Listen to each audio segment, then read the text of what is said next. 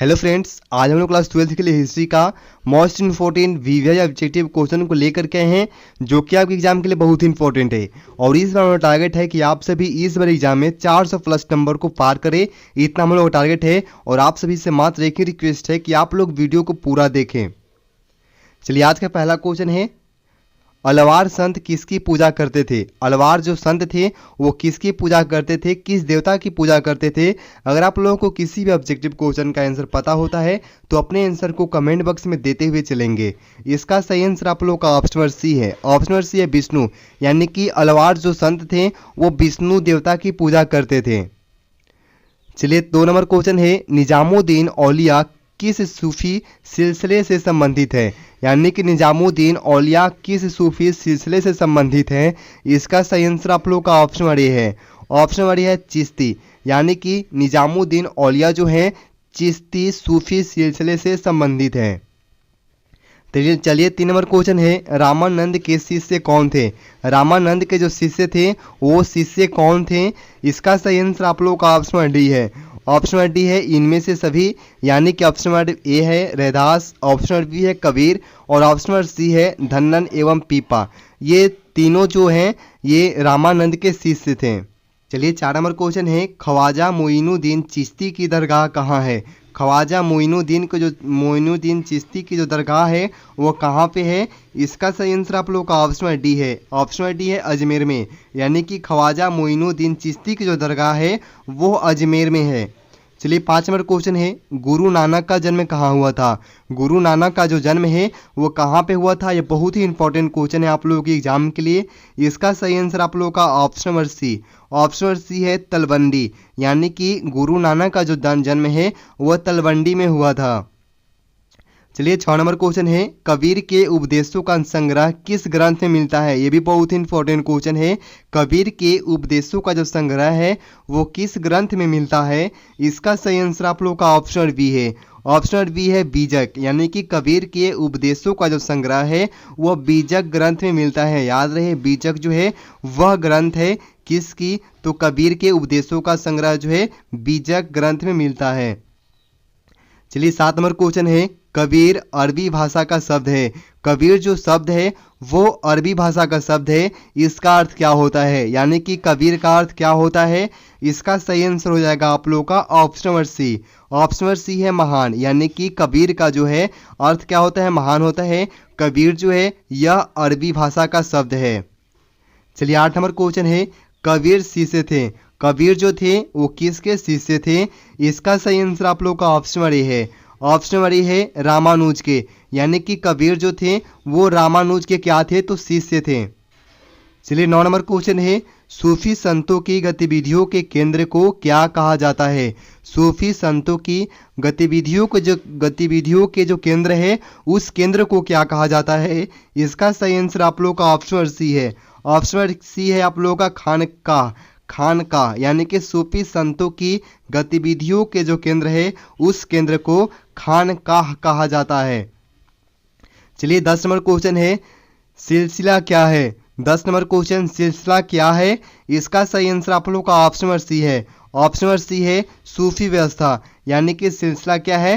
तो यह एक सूफी व्यवस्था है। चलिए, 11 नंबर क्वेश्चन है, सूफी संत मोइनुद्दीन चिश्ती किसके साथ भारत आए? सूफी जो संत है मोइनुद्दीन चिश्ती, देखिए ध्यान से, सूफी संत मोइनुद्दीन चिश्ती किसके साथ भारत आए थे? इसका सही आंसर आप लोग का ऑप्शन नंबर सी है। ऑप्शन नंबर सी है मोहम्मद गोरी, यानी कि सूफी संत हैं मोइनुद्दीन चिश्ती, ये जो हैं मोहम्मद गोरी के साथ जो है भारत आए थे। चलिए, 12 नंबर क्वेश्चन है, सूफी संत की फिरदौसी शाखा निम्न में से कहाँ सबसे अधिक पनपी है? यानी कि सूफी संत की जो फिरदौसी शाखा है वो निम्न में से कहाँ पे जो है सबसे अधिक पनपी है? इसका सही आंसर आप लोग का ऑप्शन डी है। ऑप्शन डी है बिहार में, यानी कि सूफी संत की फिरदौसी शाखा जो है बिहार में सबसे अधिक पनपी है। चलिए, 13 नंबर क्वेश्चन, भारत में चिश्ती सिलसिला के संस्थापक कौन थे? भारत में चिश्ती सिलसिला के संस्थापक कौन थे? बहुत ही इंपॉर्टेंट क्वेश्चन है, ये आप लोग के एग्जाम में आ सकता है। इसका सही आंसर आप लोग का ऑप्शन बी है। ऑप्शन बी है ख्वाजा मोइनुद्दीन, यानी कि भारत में चिश्ती सिलसिला के जो संस्थापक हैं ये आपके ख्वाजा मोइनुद्दीन थे। चलिए 14 नंबर क्वेश्चन है, निजामुद्दीन औलिया दिल्ली के किस सुल्तान के समकालीन थे?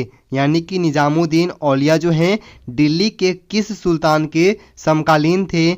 इसका सही आंसर आप लोग का ऑप्शन नंबर डी है। ऑप्शन नंबर डी है मोहम्मद बिन तुगलक। यानी कि निजामुद्दीन औलिया जो हैं दिल्ली के मोहम्मद बिन तुगलक जो हैं सुल्तान के समकालीन थे। चलिए 15 नंबर क्वेश्चन है, ख्वाजा मोइनुद्दीन चिश्ती साहब की अजमेर स्थित दरगाह पर सर्वप्रथम कौन सा सुल्तान गया है? यानी कि ख्वाजा मोइनुद्दीन चिश्ती साहब की अजमेर स्थित दरगाह पर सर्वप्रथम कौन सा सुल्तान गया? इसका सही आंसर आप लोग का ऑप्शन बी है। ऑप्शन बी है मोहम्मद बिन तुगलक। यानी कि सबसे पहले जो है ख्वाजा मोइनुद्दीन चिश्ती साहब की अजमेर स्थित दरगाह पर सर्वप्रथम जो है मोहम्मद बिन तुगलक गए थे।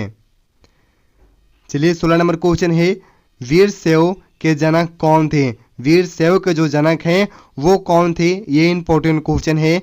इसका सही आंसर आप लोग का ऑप्शन नंबर सी।